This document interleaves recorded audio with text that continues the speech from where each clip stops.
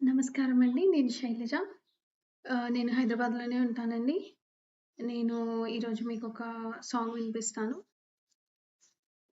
రఘుపతి రాఘవ రాజా రామ్ పతిత పావన सीताराम ईश्वर अल्लाह तेरो नाम सबको सन्मति दे भगवान रघुपति राघव राजा राम पतित पावन सीताराम.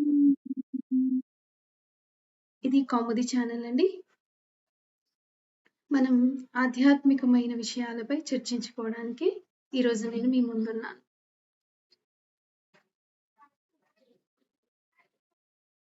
హాయ్ అండి. సో మనము ఆధ్యాత్మికత గురించి చెప్పుకుంటున్నాము. ఆధ్యాత్మికత అంటే ఒక 2 పదాల్లోనో, ఒక 5 నిమిషాల్లోనో, ఒక రోజులోనో చెప్పుకునేది కాదు కదండీ! మీకందరికీ తెలుసు. అది మనసు నుండి రావాలి. మనసు లోతుల నుండి రావాలి. అసలు ఆధ్యాత్మికత అంటే ఒక దైవ బలం, ఒక అనంతమైన శక్తి. అది మన కళ్ళకి కనిపించదు. గాలిలో ఉంటుంది, తేమలో ఉంటుంది, మనలో ఉంటుంది. సో ఇదంతా ఏంటంటే దేవుడంటే ఎక్కడో గుళ్ళో ఉంటాడు. మన కళ్ళకి కనిపించడు. మనం వెళ్లి చూసినప్పుడే ఆయన కనిపిస్తాడు అనేది కాదండి. ఎప్పుడూ మన మనసుల లోతుల్లోనే ఆ దేవుణ్ణి చూడగలగడం ముఖ్యం. ఆయనకొక మందిరాన్ని కట్టి మన మనసులోనే ఆయనను పూజించుకోవడం అనేది ముఖ్యం. అది ముఖ్యమైన ఉద్దేశము. ఆధ్యాత్మికతను మీలో నింపుకోవాలి. బయట ఎక్కడో చూసుకోవడం కాదు. అది మీలోనే నింపుకోవాలి. అదే ప్రయత్నం చేస్తుంది కౌముది ఛానల్.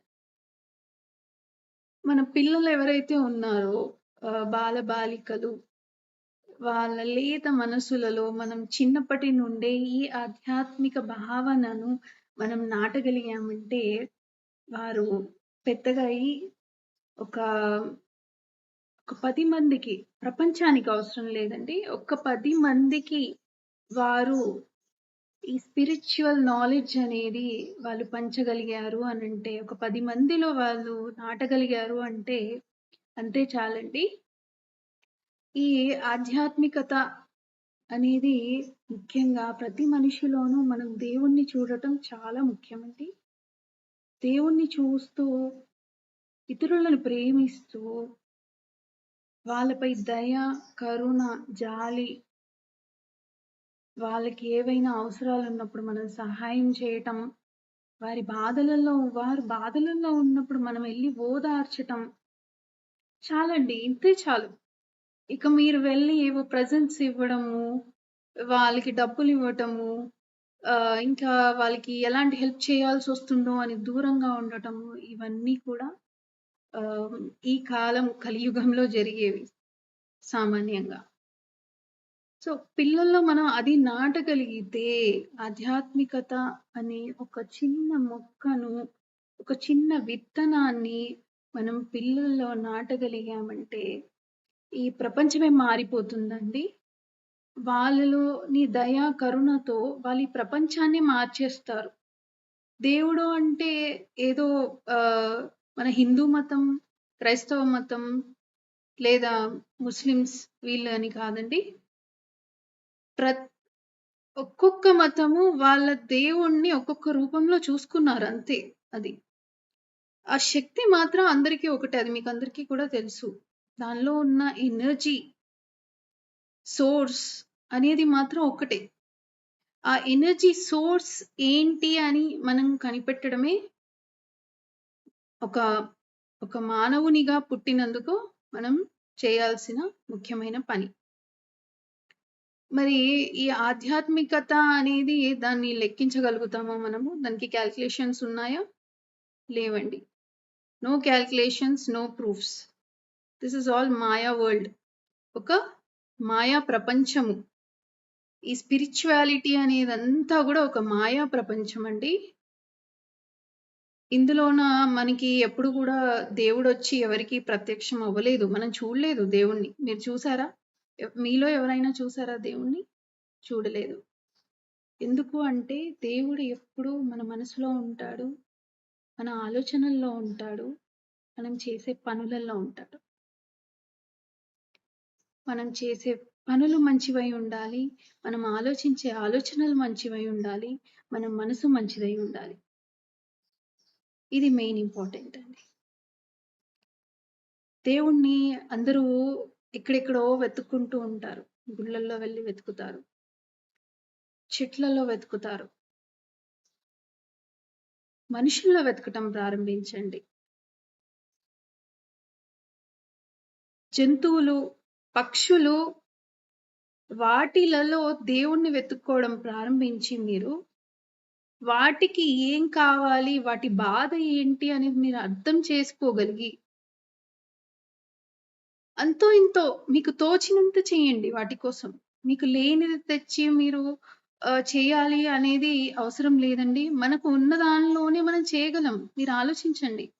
మనకు దేవుడిచ్చిన దానిలో నుండే మనము జంతువులకి, పక్షులకి ఎంతో కొంత చేయగలం. చాలండి. ఒక్కొక్కరు చిన్న సహాయం, చిన్న సహాయాలు చేసినంత మాత్రాన ఏమవుతుంది అని మీరు అనుకోవచ్చు. కానీ ఒక్కొక్కరు కలిసి ఒక్కొక్క నీటి బొట్టు కలిసి ఒక పెద్ద సముద్రం ఎలా అయిపోతుందో అలాగే మనం కూడా ఒక్కొక్కరము అండి ఇలాంటి మంచి పనులు చేయడం వల్ల మంచి అనేది స్ప్రెడ్ అవుతుందండి. మొత్తం ఈ ప్రపంచంలో మంచిని స్ప్రెడ్ చేయడం ఇంపార్టెంట్. మనం బాగున్నామా, మన ఫ్యామిలీ బాగుందా, మన పిల్లలు బాగున్నారా, ఇతరులు ఎలా పోతే ఏంటి అని మనం ఎప్పుడూ అనుకోకూడదండి. అలా అనుకున్నప్పుడే అది స్వార్థం అవుతుంది. మనం ఇతరులకు చేసేది ఇంపార్టెంట్. ఇతరులు ఎలా ఉన్నారు అని గమనించి, వాళ్ళ బాధలని గమనించి మీరు చేసే సహాయం అనేది వాళ్ళ జీవితంలో మర్చిపోలేరు. ఆ సహాయాన్ని గుర్తుంచుకుంటారా, ఉంచుకోరా వదిలేద్దాం. మీరు చేసి వదిలేయండి. మీరు ఏదైతే సహాయం చేస్తారో అది చేసి వదిలేయండి. అది వాళ్ళకి ఆ జీవితమే నేర్పిస్తుంది. మన సంప్రదాయాలు, మన భారతదేశం, మన సంస్కృతి, మన ఆడపడుచులు, ఇంకా నాలెడ్జ్, ఇంకా ఎంతో మంది వీరులు, మన కోసం పోరాడేవారు ఎంతో మంది ఉన్నారండి. మన కోసం కష్టపడుతూ రాత్రి పగలు మన ఇండియా బార్డర్‌లో ఉన్న సోల్జర్స్ గురించి, యుద్ధ వీరుల గురించి మనం ఎప్పుడైనా ఆలోచిస్తామా అండి? ఏదో ఎప్పుడో ఆగస్ట్ 15th, జనవరి 26th వస్తే చాలు. సెల్యూట్ అంటారు, ఫ్లాగ్ హోస్టింగ్ చేసేస్తాము, ఏవో వీడియోలు, పోస్టులు పెట్టేసుకుంటాము ఫేస్‌బుక్‌లో, వాట్సాప్‌లో, స్టేటసెస్‌లో. So that's it. అయిపోయింది. ఒక్క రోజులో మన దేశభక్తి అయిపోతుంది. నాకేం తెలుసు దేశభక్తి గురించి అనంటే, నాకు ఎంతో చేయాలని ఉంటుందండి దేశం కోసం. మీలో ఉన్న ఎంతో మందిలో కూడా దేశభక్తి ఉంటుంది. మన సాంప్రదాయాల పట్ల, మన హిందూ మతం పట్ల, ఇతర మతాల పట్ల కూడా ఎంతో గౌరవాన్ని ఇచ్చే వాళ్ళు ఉన్నారు. వాళ్ళ కోసం కష్టపడే వాళ్ళు ఉన్నారు, చేసే వాళ్ళు ఉన్నారు. కానీ చేయలేమండి. అదే మనం ముఖ్యంగా ఏది చేయలేం. ఎందుకనంటే ఎవరి స్వార్థం వాళ్ళే చూసుకుంటారు కాబట్టి. నేనే ఎదగాలి, అవతలి వాడు ఎదగకూడదు అని అనుకుంటారు కాబట్టి. అందరము కలిస్తే చేయగలమండి. అందరము కలిస్తే తప్పకుండా చేయగలము. సరేనండి. ముఖ్యంగా మనం మాట్లాడాల్సింది ఆధ్యాత్మికత గురించి కాబట్టి నేను దాని గురించే మాట్లాడతాను. సో ఇది అనేదండి మనం ఆ మహాసముద్రాన్ననేది మనం తెలుసుకోవాలి. ఫస్ట్ ఆధ్యాత్మికత అనేది ఒక పెద్ద మహాసముద్రము. దాని లోతులని మనం అంచనా వేయలేము. కాబట్టి ఆ శక్తిని తెలుసుకోవాలి అనంటే, ఆ రహస్యాల్ని తెలుసుకోవాలి అనంటే మనం నిత్యం అన్వేషిస్తూ ఉండాలి. ఆ పరమాత్ముడు, ఆ మహాశివుడు, ఆయనలో ఉన్న తత్వం ఏంటి అనేది కూడా మనం తెలుసుకోగలగాలి. ఆయనలో ఉన్న తత్వము ఈ ప్రకృతి. ప్రకృతి అంటే అమ్మవారు పార్వతీదేవి. సో మనం మూలాల్లోకి వెళ్ళాలి, అన్వేషించాలి. ఆ పార్వతీ పరమేశ్వరులైన అర్ధనారీశ్వరుల గురించి మనం ఎంతైతే తెలుసుకోగలుగుతామో మనం ఆధ్యాత్మికతలో అంత సాధించగలుగుతాము.